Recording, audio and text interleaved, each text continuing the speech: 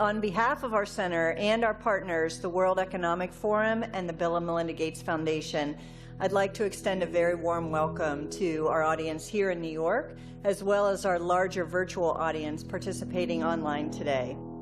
The Event 201 scenario is fictional. Today's scenario is going to simulate meetings of a multi-stakeholder group called the Pandemic Emergency Board. We're at the start of what's looking like it will be a severe pandemic. And there are problems emerging that can only be solved by global business and governments working together. There's been some conspiracy theories that are around about the potential that pharmaceutical companies or the UN have released this for their own benefit. And maybe this is a time for us to showcase some cases where we are able to bring forward some bad actors and leave it before the courts to decide whether they have actually spread some fake news. A new coronavirus. Infected people got a respiratory illness with symptoms ranging from mild flu-like signs to severe pneumonia. In related news, a significant demand for personal protective equipment like N95 masks and gloves are on the rise. Patients are overwhelming healthcare facilities. People are avoiding public spaces out of fear of infection and in compliance with public health recommendations. Our U.S. affiliate has just released polling results on public expectations for a vaccine, and 65% of those polled are eager to take the vaccine, even if it's experimental. I'm not optimistic about having a vaccine in time to be relevant during this pandemic. With enough money and political will, anything is possible. Penalties have been put in place for spreading harmful falsehoods, including arrests. If the solution means controlling and reducing access to information, I think it's the right choice. What exactly are the risks and benefits of staying home from work? Absolutely, we need to save lives, but we literally cannot afford a heavy-handed response that suffocates our economy. The world saw large-scale protests and in some places riots. This led to violent crackdowns in some countries and even martial law. The public lost trust in their respective administration. Economists say the economic turmoil caused by such a pandemic will last for years. The societal impacts, the loss of faith in government, the distrust of news, and the breakdown of social cohesion could last even longer. We have to ask, did this need to be so bad?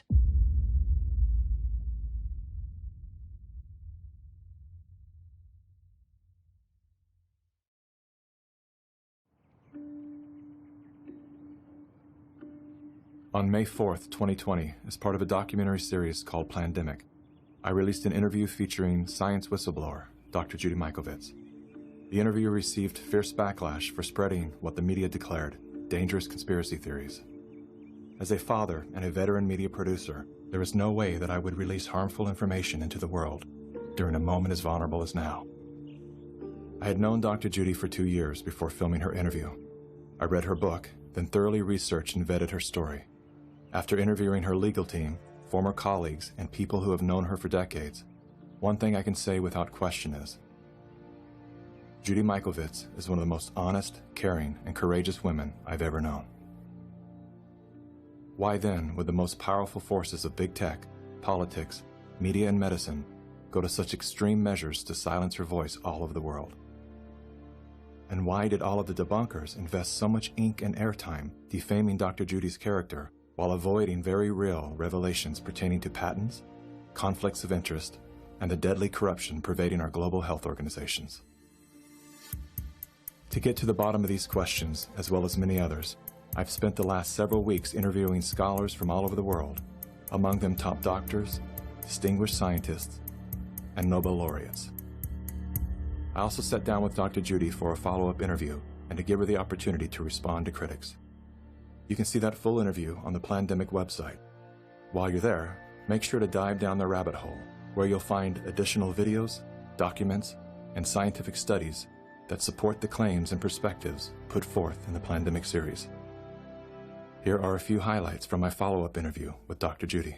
What do you have to say to the people who have tried to minimize your involvement with HIV by stating that you were at the bottom of the totem pole, 13th author of a 13-member group of scientists?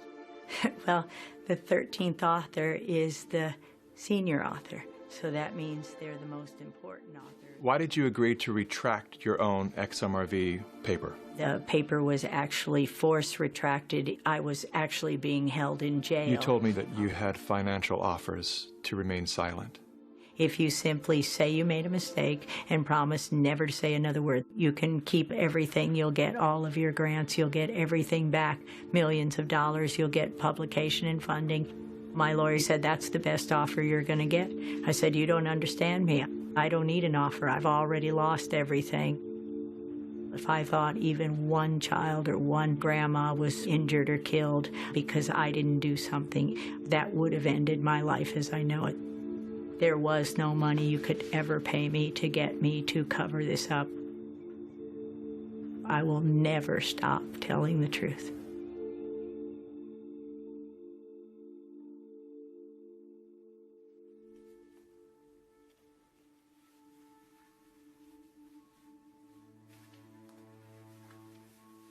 I'm the developer of Linguistic Genomics, which was the first platform on which you could determine the intent of communication rather than the literal artifact of communication.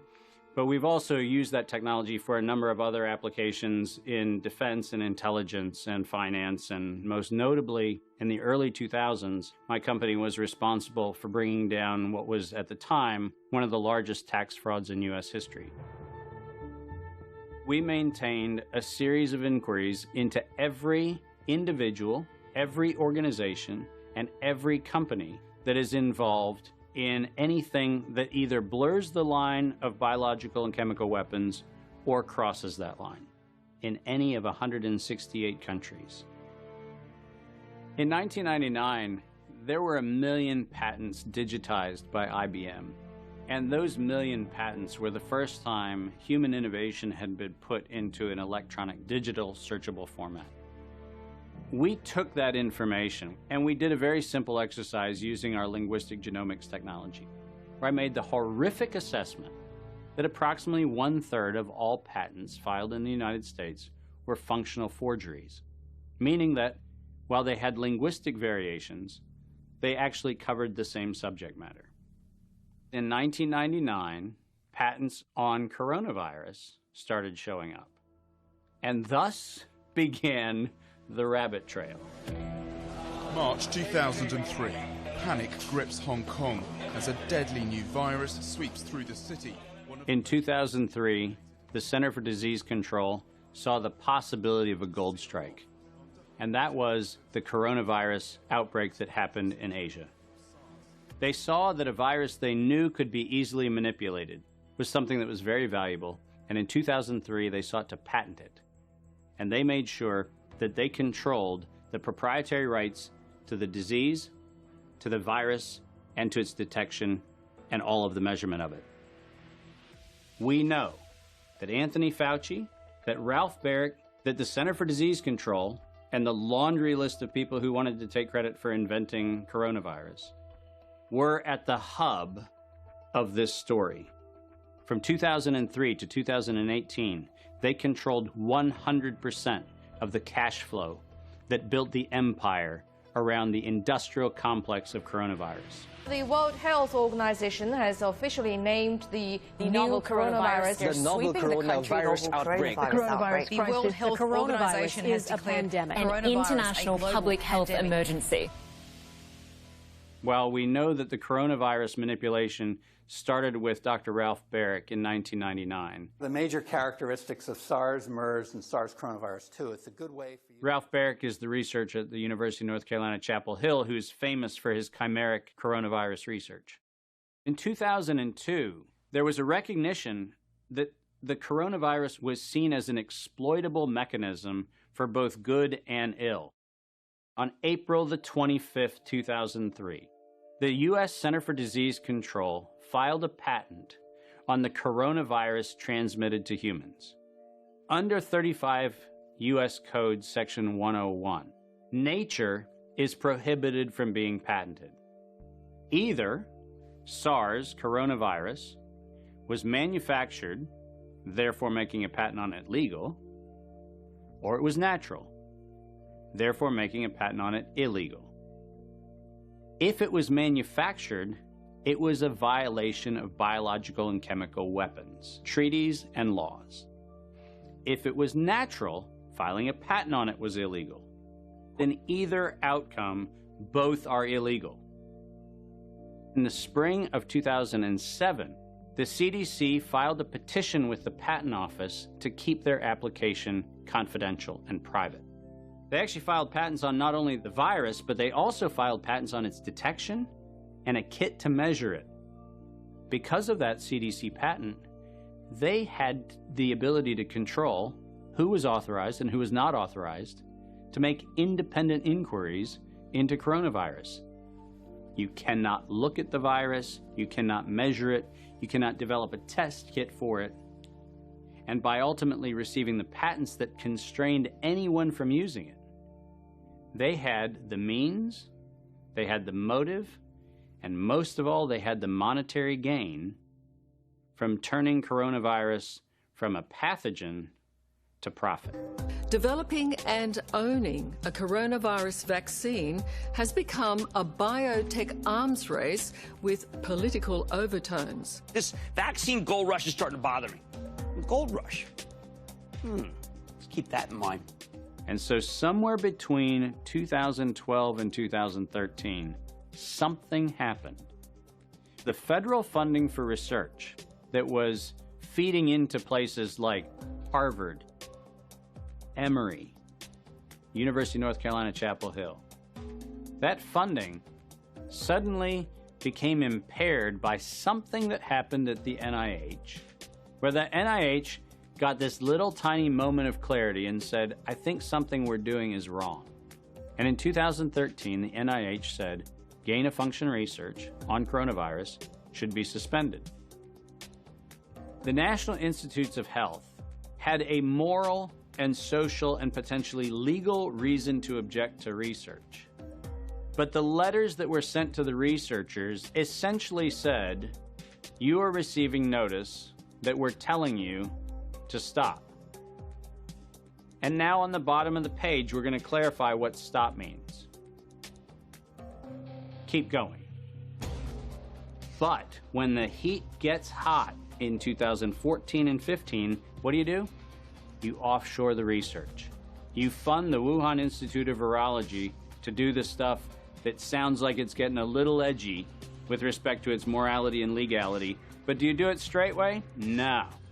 You run the money through a series of cover organizations to make it look like you're funding a U.S. operation, which then subcontracts with the Wuhan Institute of Virology. The U.S. could say, China did it. China could say, the U.S. did it. And the cool thing is, both of them are almost telling the truth. Where did the coronavirus come from? There is a new investigation into its origins. U.S. intelligence officials tell NBC News that they are examining whether the virus accidentally came from a Chinese lab. Chinese officials pushing back against that claim on Thursday, tweeting that it might be the U.S. Army who brought the epidemic to Wuhan. I was the first person in the world to look at an epidemic and study its characteristics and prove that it was due to biological warfare and was not a natural occurrence. So I published that 28 years ago. Early in this pandemic, I did not think the coronavirus was a natural occurrence from bats. I feel quite convinced that this was a laboratory-designed organism. There have been hundreds and hundreds of leaks from high-containment laboratories that do research on pathogenic coronaviruses and other potentially lethal organisms. I was particularly interested in a paper that came out in Nature Medicine by 5 scientists claiming that it was definitely a natural occurrence rather than a lab construct. But the arguments they used did not hold water. They didn't really make a lot of scientific sense. And yet all kinds of very important people started parroting what this paper said. And so that, of course, got me scratching my head saying, why are these people risking their reputation when it's obviously illogical, doesn't hold water? Somebody must have made them publish this, and somebody must have told these other people that they have to say it's a great piece of science. You were quoted as saying it was a meticulous job done professionally. It could be done by somebody very expert in molecular biology, I think. Et c'est pas naturel, c'est ce que vous voulez dire? Non, ce n'est pas naturel, c'était un travail de professionnel, un travail de biologiste moléculaire. C'est un travail très minutieux, on peut dire d'horloger, on peut dire au niveau des séquences. Mais dans quel but? Dans quel but, ça, ce n'est pas clair. Moi, j'expose, si vous voulez, mon travail, c'est d'exposer les faits, c'est tout. See, the problem with all of this is the evidence is right in front of our face. And when confronted with evidence, we are told fact checkers are somehow transcendent. The pace of our modern world makes it nearly impossible for working people to research the events and policies that shape their lives. When seeking answers to life's most pressing questions, where do we go first? Google. Enter the subject, hit go, and there it is. Only what they want us to see. In today's culture of copy and paste journalism, it's common for hundreds of unrelated outlets to feature the exact same report. This is not the result of laziness. This is by design. When we see identical headlines across seemingly unrelated platforms, the logical mind concludes, well then, it must be true. The illusion that numerous news sources have arrived at the same conclusion gives us confidence to share the chosen narrative. And just like that, we become the unwitting pushers of propaganda. Search engines are the holy grail for those seeking to control the narrative. Google is already more powerful in terms of its control over people's lives than almost every government on the planet. As the most influential search engine in the world, through its ubiquitous reach, Google has more power to influence U.S. elections than any foreign nation. You testified before this committee. You said in subsequent elections, Google and Facebook and Twitter and big text manipulation could manipulate as many as 15 million votes in a subsequent election? And the methods that they're using are invisible. They're subliminal. They're more powerful than most any effects I've ever seen in the behavioral sciences, and I've been in the behavioral sciences for almost 40 years. The blacklists is something that Google said didn't exist, and they testified that under oath. And nothing but the truth, so help you God. I do. Now, me as an engineer, I just did a search on Google's internal search engine, and guess what I found? It had blacklisted search terms like cancer cures. Why is Google deciding what people can and cannot search for? What was once an efficient tool for navigating the world of information is now a network for global surveillance, data collection, and social engineering. Now let's take a look at a few of the most commonly used fact checkers, beginning with Snopes. The husband and wife duo of David and Barbara Mickelson founded Snopes.com in 1995. They had no journalism background or training whatsoever. They built their fact-checking empire by using Google as their primary verifying source. The Mickelsons divorced in 2015. Barbara sued David for embezzling money that he had allegedly spent on prostitutes, as well as a lavish honeymoon with his new wife, who worked as an escort in Las Vegas before joining the Snopes cast of characters. In 2017, David Mickelson's new business partners filed a lawsuit accusing Mickelson of multiple counts of fraud and embezzlement. Snopes proclaims to be the internet's go-to source for discerning what is true and what is total nonsense. Yet one glance at their history of fact-free checking tells another story. When Dr. Mikovits claimed she was arrested without a warrant and jailed without a charge, Snopes rated her statement false. Had they bothered to explore the arrest documents, they would have seen that indeed there was neither a warrant nor signatures to officiate a charge, a fact that I confirmed with members of Dr. Mikovits' legal team. Was there a search warrant? No. And was she ever charged? No. Never charged with a crime.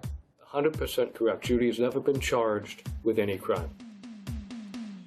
Facebook's fact-checking arm, PolitiFact, is owned by the Poynter Institute, which has received substantial funding from big pharma allies such as Google and the Bill and Melinda Gates Foundation.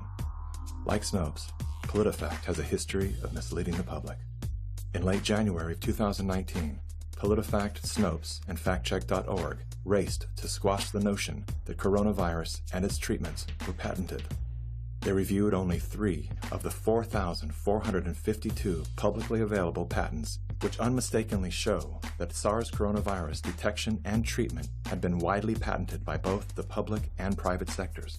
Facebook's founder pledged to the WHO, saying they would remove false claims and block exploitative ads. They're working with the World Health Organization and with the NHS, so they have a hotline, if you like, from those official sources. Wikipedia is the go-to destination for introductions to people, places, and things. Even the all-knowing Amazon Alexa calls on this digital encyclopedia. Alexa, who is Dr. Judy Mikovits? According to Wikipedia, Judy Ann Mikovits is a former American research scientist who is known for her discredited medical claims. She has been described as an anti-vaccination activist and a promoter of conspiracy theories, and has been accused of scientific misconduct. Wikipedia is supported by the Wikimedia Foundation, a non-profit parent organization with a long history of politically tied funders. Many named, many anonymous. What exactly does a Wikipedia donor receive in exchange for their generosity? What began as an unbiased open-source platform is now weaponized to undermine the work and reputation of anyone deemed a threat to its stakeholders. And once they smear you, they lock you out from making corrections to your own bio. In summary, most independent fact-checkers are neither independent nor factual. Simply put, they are political spin machines. And so what they have done is they've decided that there's an approved narrative. If it is in line with the CDC's public pronouncements, and if it's in line with the World Health Organization public pronouncements, it is presumed to be correct. I don't have to remind many Americans that the Center for Disease Control was the one that said you should use DDT in your homes. Used right, it is absolutely harmless to humans and animals. Remember the name, DDT. It spells certain death. A scientific panel today reported that pesticides may indeed represent a grave threat to mankind. Remember the swine flu scare of 1976? That was the year the U.S. government told us all that swine flu could turn out to be a killer, and Washington decided that every man, woman, and child in the nation should get a shot to prevent a nationwide outbreak, a pandemic. Well, 46 million of us obediently took the shot. Did anyone ever come to you and say, there's the possibility of neurological damage if you get into a mass immunization program? No. No one ever did? No. I can't believe that they would say that they did not know that there were neurological illnesses associated with influenza vaccination. That simply is not true. We did know that. And he's lying. I guess you would have to make that assumption. Then why does this report from your own agency list neurological complications as a possibility? You didn't feel it was necessary to tell the American people that information. Dr. Sensor's CDC also helped create the advertising to get the public to take the shot. The vaccines are safe, so roll up your sleeve. And now Americans are claiming damages from Uncle Sam amounting to $3.5 billion. By far the greatest number of the claims, 2/3 of them, are for neurological damage or even death. There are serious concerns tonight about how well the CDC controls dangerous germs at its own labs after yet another safety lapse. For the third time in a month, the CDC acknowledged deadly pathogens were handled incorrectly in government labs. That CDC is the CDC that allegedly is looking out for your public health. When we start with the assumption that the official dogma has to be the objective standard, then what fact checkers look for is a piece of published media that confirms the statement made by that particular organization. And then debunkers and conspiracy theorist blower-uppers come in and say, we're going to make this thing clearly the scam that it is. Every media outlet that is in the public media right now has planted evidence, and they have re-ranked pages. So if you look today at face mask wearing, and if you look today at social distancing studies, you will see the studies that used to be number 1, number 2, number 3 on the pages of PageRank search don't exist anymore. And what is there are studies that wind up having headlines that support the common narrative. You're going to be hearing more about advanced guidelines? Because if you can keep people from assembling, guess what they're not talking about? They're not talking about the issues of the campaign. If you can keep people in their homes, the only source of information that you can have is what you curate for them. Now I know how to target my electorate. They're in the only place I allowed them to be, being fed the only message I'm allowing them to hear, through a media that I control.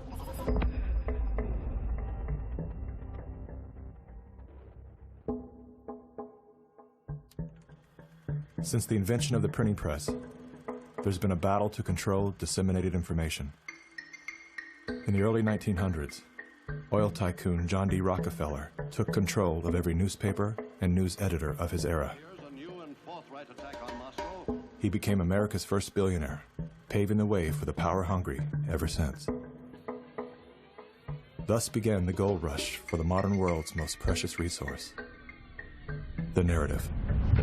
Do you have any people being paid by the CIA who are contributing to a major circulation American journal? During a Senate committee investigation, it was revealed that the CIA had been conducting a covert operation to infiltrate and control U.S. media. They called it Operation Mockingbird. We do have people who submit pieces to American journals. Do you have any people paid by the CIA who are working for television networks? This, I think, gets into the kind of details, Mr. Chairman, that I'd like to get into in executive session. Over 3,000 CIA contracted and trained operatives were placed in key positions within top media outlets. Posing as editors and journalists, these well-paid actors never dared to question the effect of their lives on the world beyond their cozy studio. How often does the CIA manipulate the media in this way? It goes beyond your wildest imagination. Setting up student organizations so they could draw radical students in. 5,000 university professors co-opted to help the CIA manipulate people's minds. Journalists in the U.S., including big-name journalists, co-opted to function routinely to help the CIA put out stories and biases to the world. As this 1952 CIA memo says, the aim is controlling an individual to the point where he will do our bidding against his will. It's a great brainwashing process to change the perception of reality of every American to such an extent no one is able to come to sensible conclusions in the interest of defending themselves, their families, their community, and their country. Would you say that continues today? Well, I would think probably for a reporter it would continue today, but because of all of the revelations, I think you've got to be much more careful about it. So how do we know that Operation Mockingbird still isn't in effect? Well, we don't. It was the Telecommunications Act of 1996 that opened the door for predatory corporations to monopolize the industries of print and broadcast. This bill protects consumers against monopolies. It guarantees the diversity of voices. Today, a handful of corporate empires own and control the vast majority of everything you read, hear, and watch. From the biggest movie studios, television and radio networks, newspapers and magazines, to the vast universe of internet news and entertainment sites. Amazon has transformed its operations in response to COVID-19 to protect employees and keep packages flowing. The company is keeping its employees safe and healthy while still delivering those packages to your doorstep. The company is keeping its employees safe. The company is keeping its employees safe. Millions of Americans staying at home are relying on Amazon. And that is how it works. It's like a house of mirrors, where you're seeing the same thing over and over and over again, except it's distorted. There's an industry that is paid to go after and target journalists, whistleblowers, and inundate our consciousness and the images we see to try to ruin, destroy, or smear the idea that they don't like or the person who's delivering it. You smear somebody with falsehoods and all the rest, and then you merchandise it. And then you write it, and they'll say, see, it's reported in the press So they have that validation that the press reported the smear, and then it's called the wrap-up smear. Now I'm going to merchandise the press's report on the smear that we made. And it's a tactic. Welcome back, everybody. News personalities are not the only high-paid actors to serve the propaganda machine. Most late-night talk shows are owned by the same corporate overlords and thus follow the same script, only laced with a laugh. Our main story tonight concerns conspiracy theories. Last Week Tonight with John Oliver featured a skit entitled Coronavirus Conspiracy Theories. Like the claim that the moon landing was faked. First thing to note here is that Mr. Oliver opens with commentary about conspiracy theories that are completely unrelated to coronavirus. This is a standard tactic used by propagandists to set a tone so that anything that follows will be seen through the lens of absurdity. Plandemic, a pseudo-documentary filled with a hodgepodge of conspiracy theories. Mr. Oliver then does his best to debunk Dr. Judy's claim that she was arrested but never charged with a crime. She was absolutely criminally charged. This was not an oversight, but a blatant lie. Prior to the taping of this episode, Mr. Oliver had the official arrest documents that clearly prove that Dr. Judy was never charged with a crime. Mr. Oliver then attempts to debunk the idea that a beach, aka nature, holds any value in boosting our body's natural immune system. Instead of challenging the point with science, he kills it with a smear. Everything that you just said is insane. Television is not the truth. We deal in illusions, man. None of it is true. But you people sit there day after day, night after night, all ages, colors, creeds. We're all you know. You're beginning to believe the illusions we're spinning here. You're beginning to think that the tube is reality and that your own lives are unreal. This is mass madness, you maniacs. In God's name, you people are the real thing. We are the illusion. So turn off your television sets. Turn them off now. Turn them off right now. Turn them off and leave them off. Turn them off right in the middle of the sentence I'm speaking to you now. Turn them off. In 1979, the world decided that we needed the Bayh-Dole Act because we needed to reform our patent system. And one of the modifications was we allowed recipients of federal funding to patent and retain economic interest in the research that the public paid for. You get a $5 million grant from the taxpayer, and then you get to charge the taxpayer a premium for the technology they paid to develop. Pfizer is going to get nearly $2 billion. Moderna receiving $438 million in taxpayer money. And yet both companies have said they will not sell the vaccine at cost. They're going to make a profit on it. Should pharmaceutical companies profit off this vaccine research that taxpayers have helped fund? And the Bayh-Dole Act failed the American people because rather than standing on the shoulders of giants, we now kneel at the feet of greed.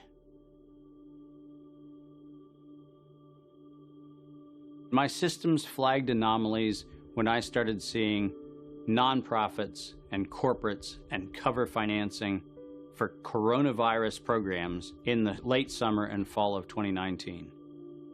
Our first red flag came out when we read the World at Risk scenario. Now, there is an organization called the Global Monitoring Preparedness Board.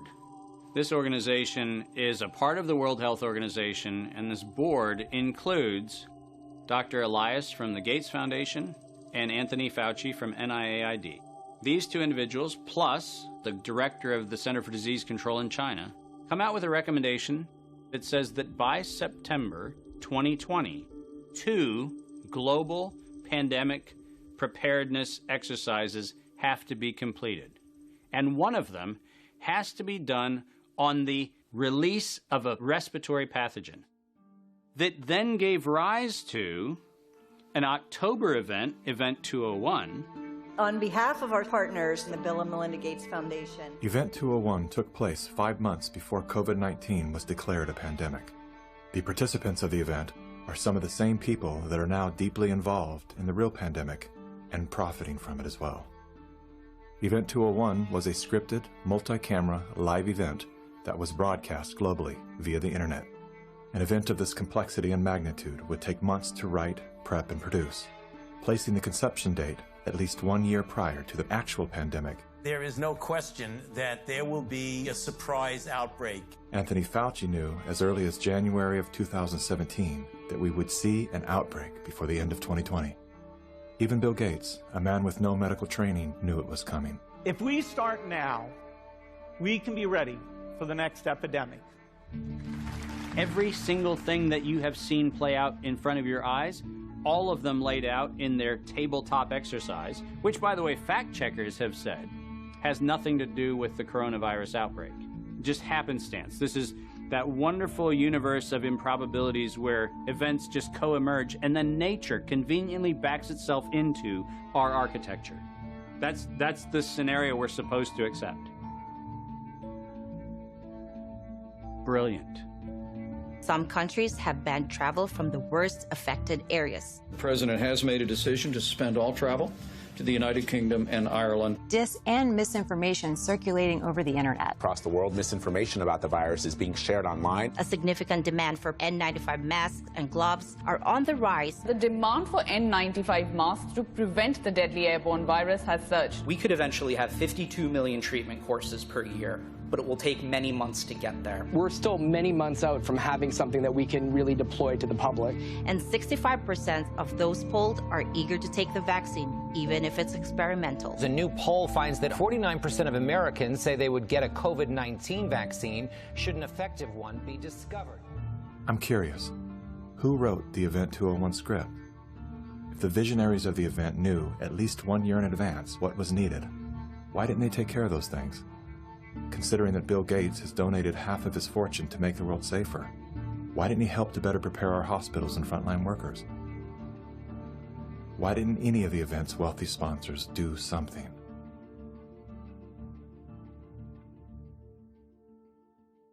Now here we are. You know, we didn't simulate this, we didn't practice. On behalf of our partners in the Bill and Melinda Gates Foundation. So both the health policies and economic policies, we find ourselves in uncharted territory. Event 201 was not the first scripted exercise to prophesize the future with astonishing accuracy. Leaders of global health and business have been seeding reality with fictional scenarios for several decades. The scenario, obviously, is fictional. 1 year prior to Event 201, many of the same sponsors, hosts, and actors came together to produce a tabletop pandemic simulation for a fictional virus they branded Clade X. 1 year to produce a vaccine for this is too long. We should have stockpiled, we didn't, but we're going to have to look at that vaccine question to see if we can speed up the delivery. And if we do not have the public with us, we're in big trouble.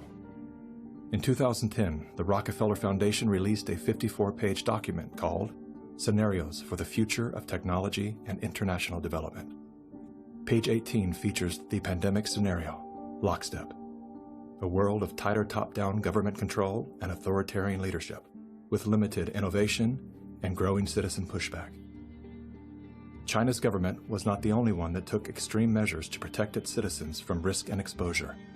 During the pandemic, national leaders around the world flexed their authority and imposed airtight rules and restrictions, from the mandatory wearing of face masks to body temperature checks at the entries to communal spaces like train stations and supermarkets. Even after the pandemic faded, this more authoritarian control and oversight of citizens and their activities stuck and even intensified. We are living in a time where leadership, unfortunately, is compromised. And by that I mean that individuals are placed in power for their ability to be influenced, not their merits of leadership. Nothing could be clearer than the leadership of the World Health Organization.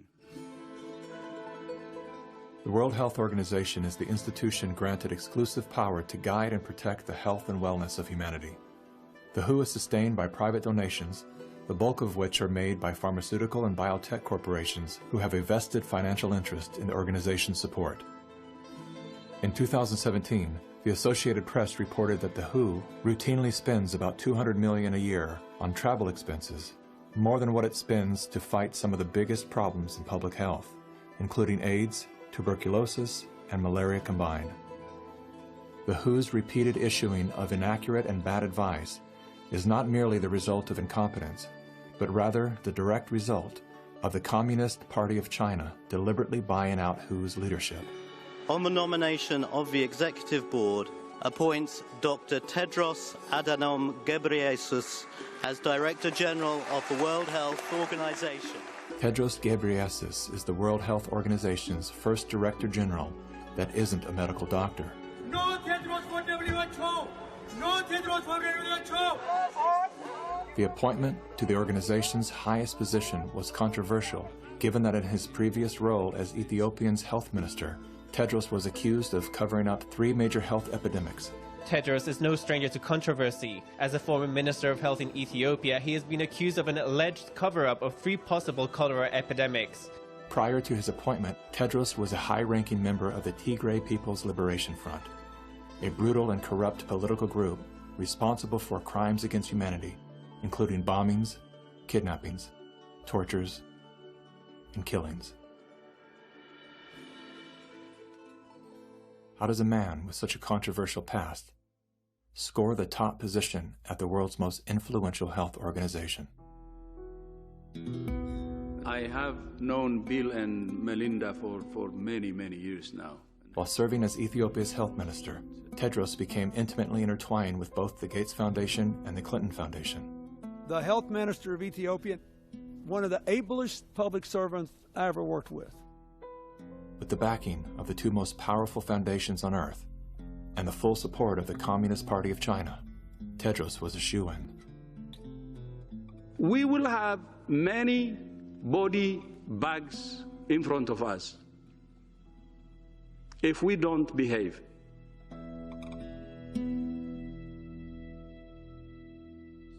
You cannot find a person promoting this scenario that's not part of the interlocking directorates of the World Health Organization, the CDC, the NIAID, or the organizations that are the philanthropic cover organizations that fund them. We now know that there are over 1,300 patents currently issued and held by organizations that are multiply recipients of funding through the Gates Foundation, through EcoHealth Alliance, through the Sherlock Biosciences connection back into open philanthropy, and all of them also have links directly to NIAID, Anthony Fauci's funding sources. If you have conflicts of interest in the funding and in the decision-making and in the inside knowledge that you have between competing or competitor organizations, that is a violation of the antitrust laws of the United States. These are federal crimes. If you had the power to immediately fix whatever's wrong with our current medical system, where would you start? Conflicts of interest. About 40 or 50 years ago, pharmaceutical CEOs actually went to jail if they knowingly sold a bad product and concealed information about the problems with that product. Since then, all they have done is paid fines. And so selling a product and concealing information about it is okay because paying the fine is considered the cost of doing business. How did the pharmaceutical industry come to capture the rest of the medical industry? And it's because they had so much money to bribe the NIH, the CDC, the FDA, the professional associations, the journals, the medical schools, and everyone else. Around the same time that John D. Rockefeller seized U.S. media, he also hijacked U.S. medicine. When it was discovered that drugs could be produced from petroleum, America's top oil mogul ordered his army of propagandists to invert reality accordingly. Medicines used for thousands of years were suddenly classified as alternative, while the new, petroleum-based, highly addictive, and patentable drugs were declared the gold standard. After buying a German pharmaceutical company that manufactured chemicals of war for Adolf Hitler, Rockefeller leveraged his political influence by pressing Congress to declare natural healing modalities unscientific quackery. Rockefeller then took control of the American Medical Association and began offering massive grants to top medical schools under the mandate that only his approved curriculum be taught. Any mention of the healing powers of herbs, plants, and diet was erased from most medical textbooks. Doctors and professors who objected to Rockefeller's plan were crucified by the media, removed from the AMA, and stripped of their license to teach and practice medicine.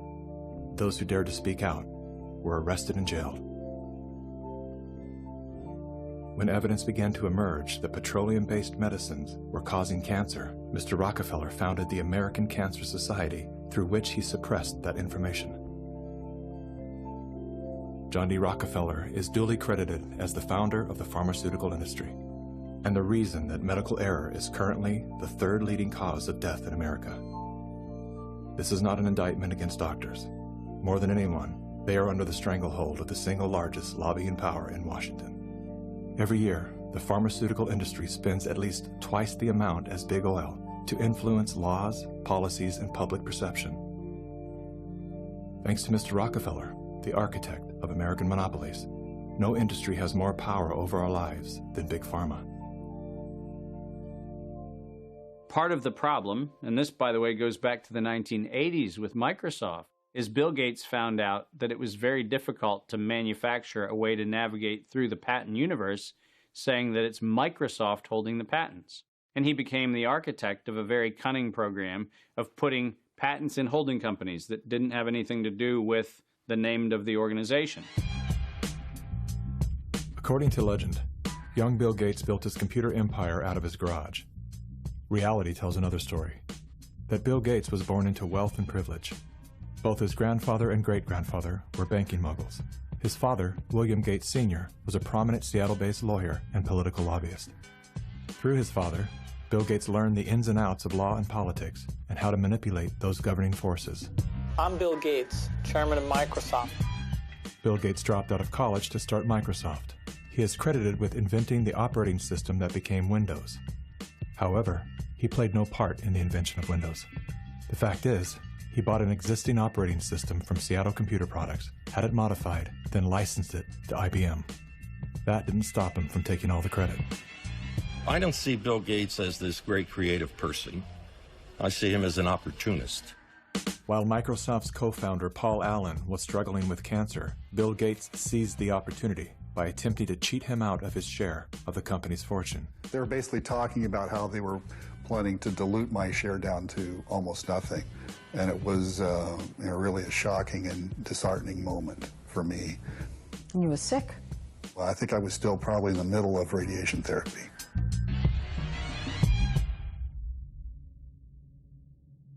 Gates' business strategies came under fire in 1998 when the United States Department of Justice sued Microsoft for antitrust violations. This is tape 3 of the videotape deposition of Bill Gates on September. During the 18-month trial, Gates gave hours of videotaped testimony. What were the non-Microsoft browsers that you were concerned about in January of 1996? That month. Yes, sir. And what about it? What non-Microsoft browsers were you concerned about in January of 1996? I don't know what you mean concerned. What is it about the word concerned that you don't understand?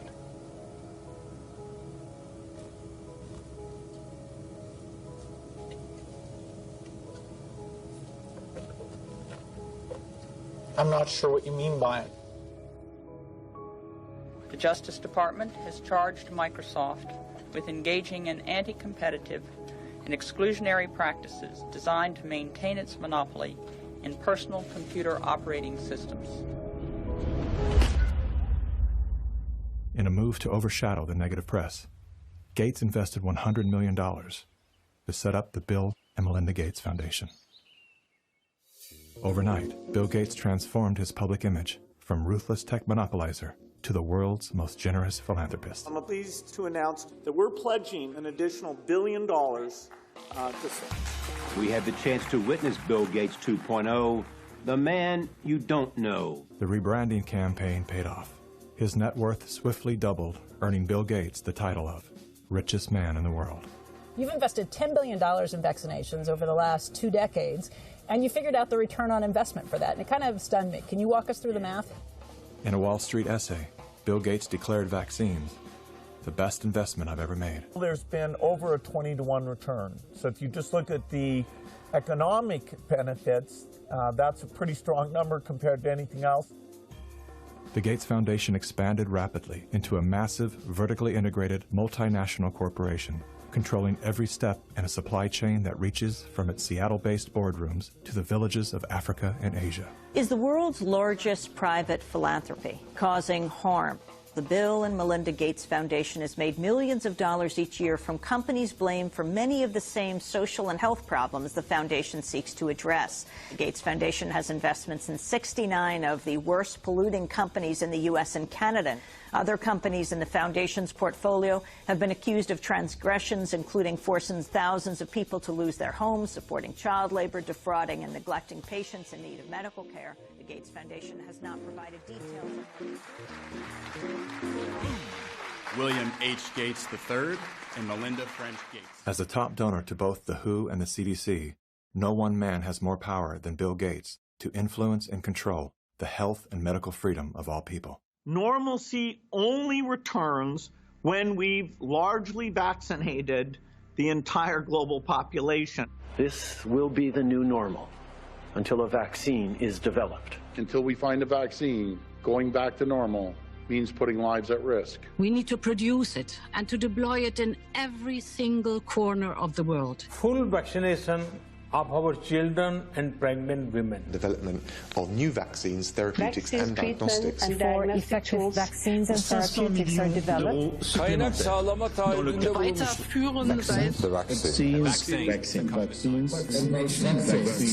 We've already bought the syringes. We already know where it's going to happen. We're thinking about what that's going to be. It's all part of this plan. Our military is now being mobilized, so at the end of the year, we're going to be able to give it to a lot of people very, very rapidly. In 1986, President Ronald Reagan signed the National Childhood Vaccine Injury Act, granting total immunity to vaccine manufacturers. After a decade of lawsuits related to vaccine injuries and deaths, vaccine makers were going bankrupt. In a move to coerce policymakers, vaccine companies threatened to stop making vaccines until they could be legally shielded from liability. To this day, when someone is injured or killed as the result of an adverse reaction, it is the U.S. taxpayers that pay for the damages. Welcome back. Were several Indian tribal girls used as guinea pigs? The report alleges that 2 American pharma giants' untested vaccine was administered to thousands of tribal girls without proper study and paperwork. India was among the hardest hit after Bollywood celebrities were incentivized by the Gates Foundation to urge the public to submit to mass vaccinations. In 2009, tribal children were administered the HPV vaccine. Over 24,000 girls were told they were being given wellness shots, in many cases without the informed consent of a parent or a guardian. The people that were administering these vaccines lied to the guardians of these girls and told the girls, oh, this is going to cure cancer, you're never going to have cancer.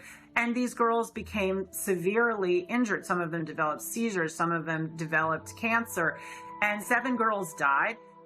And there was no insurance, there was no assistance for them. And the Gates Foundation denied that it had been clinical trials. And it was so bad that the parliament in India created a task force, they studied it, and they kicked out the Gates Foundation. But India is a barbaric country. Things happen here in a very barbaric way. But I was surprised to find an American organization operating in broad daylight, doing things in a very, very, let's say, Indian fashion. And so the route I took was that I want the whole procedure to be investigated. The Indian Parliament formed a committee, and it was to me a rather surprising move because you generally don't often have such a high-level inquiry into matters affecting poor people. And that was such an extraordinary report. I don't think Indian Parliament has ever come out with such a scathing report. And the government officials came up and said, we shouldn't have authorized this. We're sorry. We're not going to allow them again. And now they're back doing their same old tricks again. The good news is that human clinical trials can start as early as July 2020 for India's first COVID-19 indigenous vaccine that's been developed by Bharat Biotech. So you can imagine how the manipulation of the media, by the media, the manipulation of public opinion by leaders from all political parties unanimously saying, we want a vaccine. And the worst thing is they are taken as philanthropists, whereas what this actually is the acquisition of political and financial power. And I think the second most populous country with 1.3 billion people is going to be a good base for pharmaceutical companies to make a killing and also kill a lot of people in the process. Yes, I just find it a pity that we haven't been able to get any benefit for the girls who suffered, you know. It's so terrifying as to what they're actually doing with the world. We're taking things that are, genetically modified organisms, and we're injecting them in little kids' arms. We just shoot them right into the vein. A 2018 scientific study released in the International Journal of Environmental Research and Public Health concluded that over 490,000 children in India developed paralysis as a result of the Gates-supported oral polio vaccine that was administered between the years of 2000 and 2017. Using all the usual sleight of hand, U.S.-based media and fact-checkers rushed to bury the story. But thanks to the meticulous work of a team of Indian researchers and doctors, the inconvenient truth lives on the NIH.gov website. It's my honor to introduce Bill and Melinda Gates. Without any medical training, Bill and Melinda Gates founded the Global Alliance for Vaccines and Immunization, through which they fulfill their agenda to vaccinate the world. The foundation has been sued by the governments of some of the poorest and most vulnerable nations for causing serious harm through experimental vaccine programs. If you just look at healthcare workers around the world, they deserve to get the vaccine first. Here in the United States, really, it's going to be Black people who really should get it first, and many indigenous people. Vaccines were always taught to us that it was safe, it was healthy, this is things that we had to do. But given the position that I am in now as a state legislator, and looking at these studies and reviewing a lot of these studies, it's very scary. And I want the African American community to open up their eyes. Of all the places that Mr. Gates could have gone in the world, why did he settle on Africa? It's not because he cares about people that look like me. He cares about an agenda. African bodies have been used as lab rats for many years for Big Pharma. They are using us for trials, they are using us for testing, but as an African, I say no more. Africans, they're tired of becoming the guinea pigs of the world. Their antennas are raised and they're telling each other all over social media. They're on high alert right now. There is a policy of the American government. It's called the Kissinger Report, which was produced in the mid-70s. And it explicitly states that the purpose of the foreign policy in Africa was to reduce the population, because they have great mineral resources there. At the time, Kissinger and those involved with the Carter administration wanted to shrink the population, make sure that the Africans do not develop and do not use the resources for themselves, because we in the States, we need them. There is a concerted effort of foreign powers to control the population of Africa. Some children did survive the botched vaccinations last month and will recover, but 15, all under the age of 5, died from fever, vomiting, and diarrhea. Human errors contributed to the unfortunate deaths of the children. How can you believe Big Pharma but not believe these parents when they tell you that their children have been injured by Big Pharma? I don't care how big this corporate machine looks. As a parent, I can tell you, these people will never stop fighting for their kids.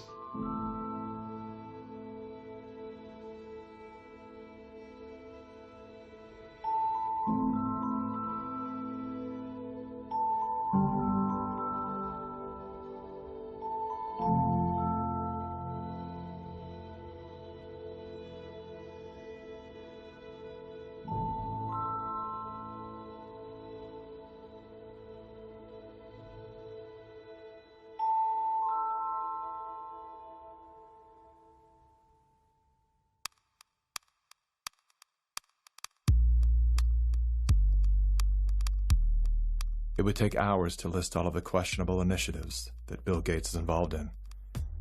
Here's a few of the highlights.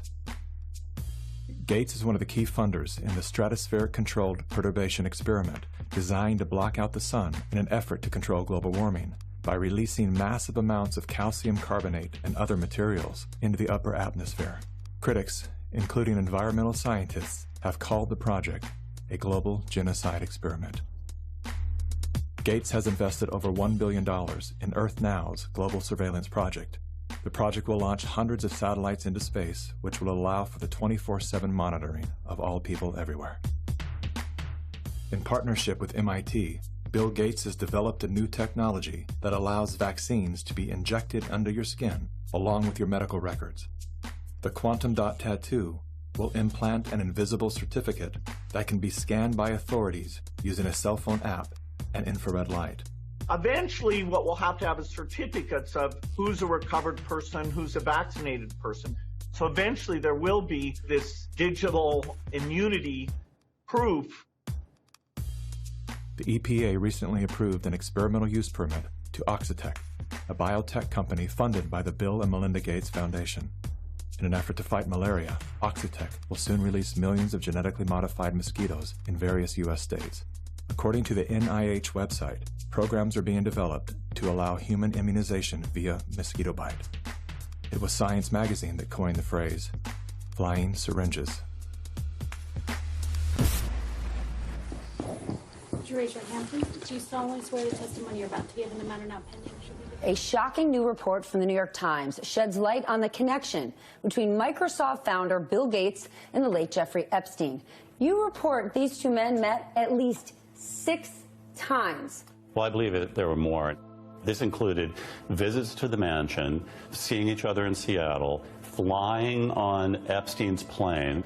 When flight logs revealed that Gates had been a passenger on the Lolita Express, he claimed that he didn't know that the private jet belonged to Epstein.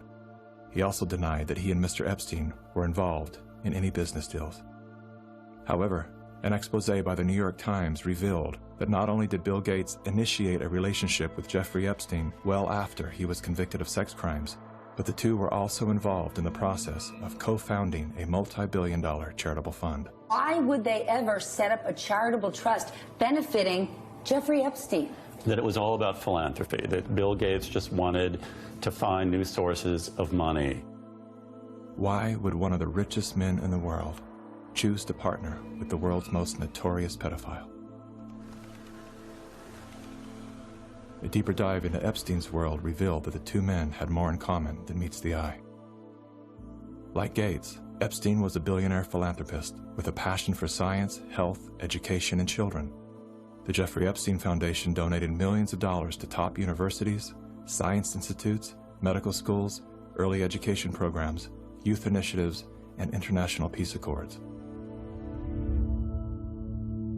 Bill Gates is either the most misunderstood man alive or one of the most convincing con men to ever live. Is he a benevolent hero or a malevolent opportunist? Bill Gates. Personally, I would love to believe that one of the richest men in the world is giving away his fortune for the betterment of humanity. I want to believe that endearing smile. I want to believe that his heart is as soft and warm as his sweaters. At the very least, I want to believe that he's unaware of the damage he's done.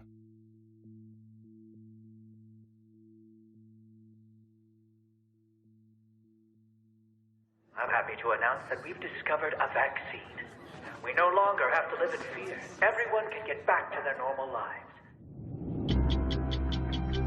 It's the great hope galvanizing the world. A vaccine for COVID-19. But are we being sold a lie? After all, COVID-19 is the 7th coronavirus to strike mankind, and we've never found a vaccine for any of them. The shortest time anybody's ever found a vaccine against any disease that I'm familiar with is about 7 years. The average time is 20. To be talking about a magic bullet coming in months, it borders on the absurd. People like myself and Tony Fauci are saying 18 months. A year to a year and a half. If everything went perfectly, we could do slightly better than that. But there will be a trade-off. We'll have less safety testing than we typically would have. And so governments will have to decide, do they indemnify the companies and really say, let's go out with this?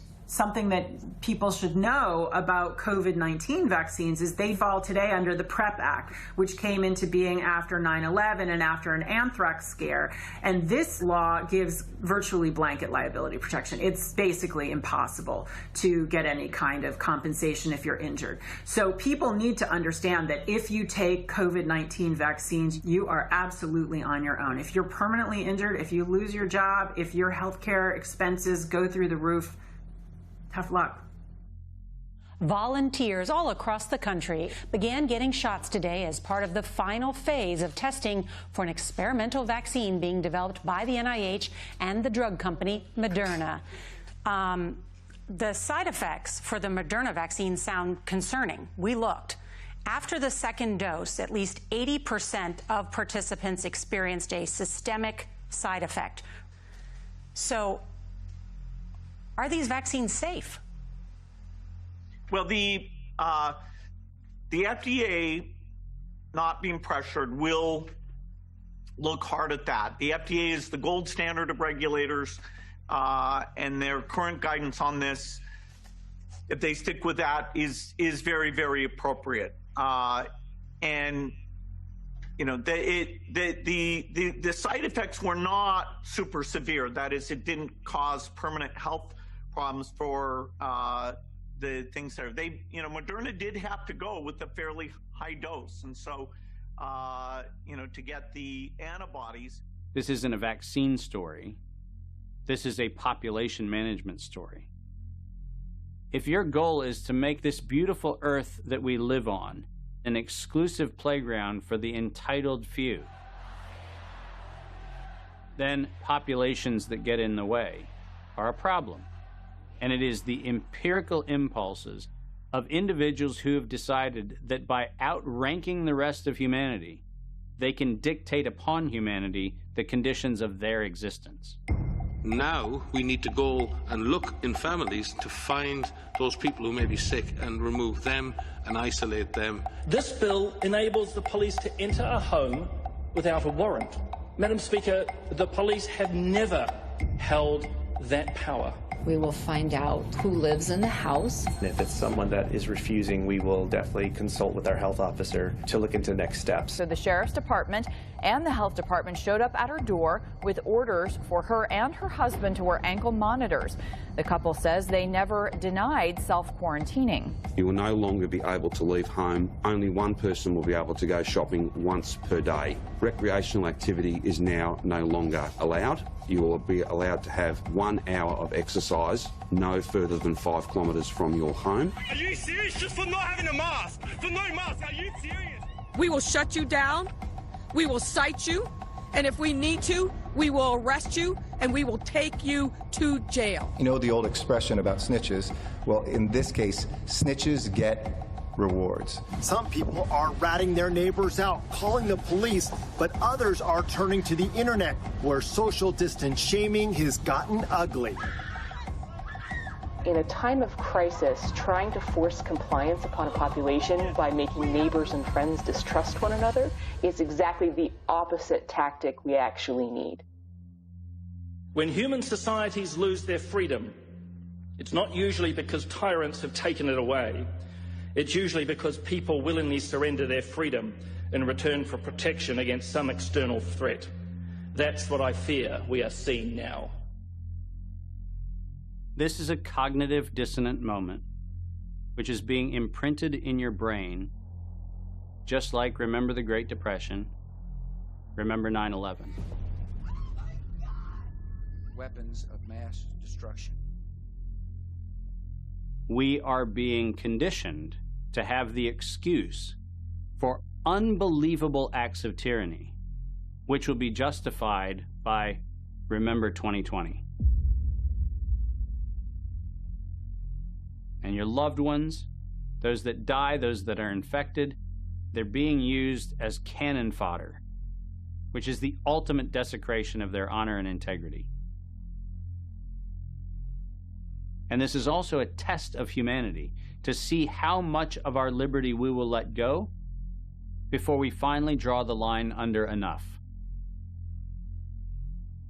Benjamin Rush, a signer of the Declaration of Independence, stated, unless we put medical freedom into the Constitution, a time will come when medicine will organize into an undercover dictatorship to restrict the art of healing to one class of men and deny equal privileges to others. That time is now. Well, this won't be the last pandemic that we face. So we, we'll have to prepare for the next one. That, I'd say is, will get attention this time. Mm-hmm.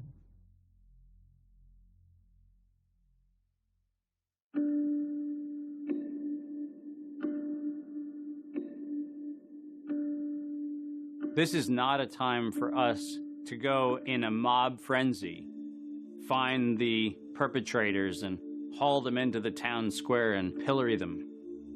This is a moment for us to recognize that every decision that is being made today by any of the conspiring parties made perfect sense in each increment when each one of those decisions was made. The sum of those incremental steps has led to devastation because they lost touch with their fellow humanity.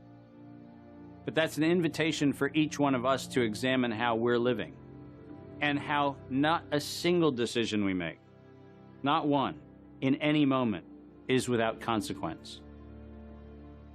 This is our moment to reclaim our humanity.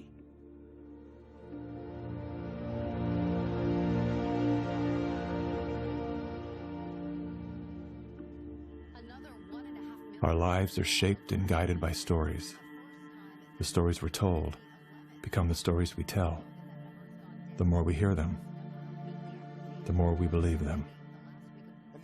When used as a tool, they help us to better understand who we are, where we came from, and where we're going.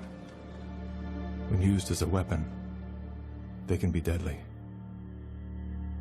One of the most dangerous stories we've been told is the one that goes something like this. Humanity is a failed experiment.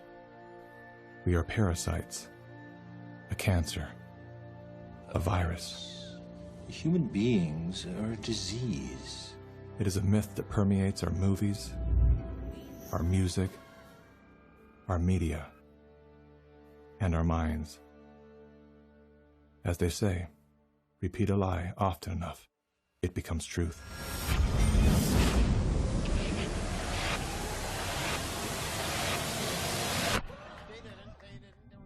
Perhaps that was the goal of the authors of that story. We feel too afraid to have kids because we feel that we're heading towards civilization breakdown as a result of Fear shuts down the part of our brain designed to solve problems. Without that ability, we look for others to guide and save us. In doing so, we lose touch with our most primal nature. We forget that we are an extension of the most brilliant and resilient ecosystem in the universe. We stop eating food grown from the earth and begin consuming products processed from machines. We trade medicines that heal for drugs that harm. We abandon love and liberty for debt and dependency. The good news is, our story is not over. The climax has yet to come. That moment when the hero rises from defeat, summoning a force they forgot they had. A force within. A force of nature.